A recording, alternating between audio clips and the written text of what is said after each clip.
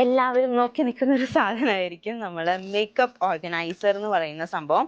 ഇത് ഞാൻ വളരെ അഫോർഡബിൾ റേഞ്ചിൽ കണ്ടതുകൊണ്ട് മേടിച്ചതാണ് കേട്ടോ. ഇതാണ് എൻ്റെ മേക്കപ്പ് ഓർഗനൈസർ.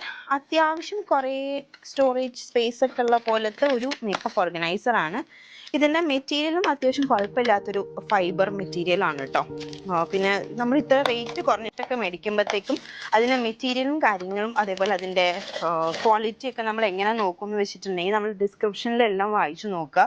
പിന്നെ റേറ്റിംഗ് കൂടുതലുള്ള പ്രോഡക്റ്റ് എടുക്കാൻ വേണ്ടി ട്രൈ ചെയ്യുക കേട്ടോ. അപ്പോൾ ഇതാണ് ഓർഗനൈസർ വന്നിട്ട്. ഇത് ജസ്റ്റ് ഇങ്ങനെ ഇരിക്കാനൊക്കെ പറ്റുന്ന പോലത്തെ ഓർഗനൈസർ ആണ് കേട്ടോ. ഇതിങ്ങനെ സ്പ്ലിറ്റ് ചെയ്ത് മാറ്റാൻ വേണ്ടി പറ്റില്ല. സോ ഇതാണ് എൻ്റെ നെക്സ്റ്റ് പർച്ചേസ് എന്ന് പറയുന്നത്. ഇത്രയും അറകളുണ്ട് ഇതിന് കണ്ടോ.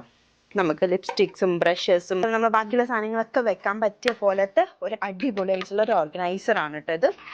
എനിക്ക് ഭയങ്കരമായിട്ട് ഇഷ്ടപ്പെട്ടു. ഈ ഒരു സംഭവം ഉള്ള കാര്യം എനിക്ക് അറിയില്ലായിരുന്നു കേട്ടോ. ഞാനിപ്പോൾ വന്നപ്പോഴാണ് ഇത് കാണുന്നത്. കാരണം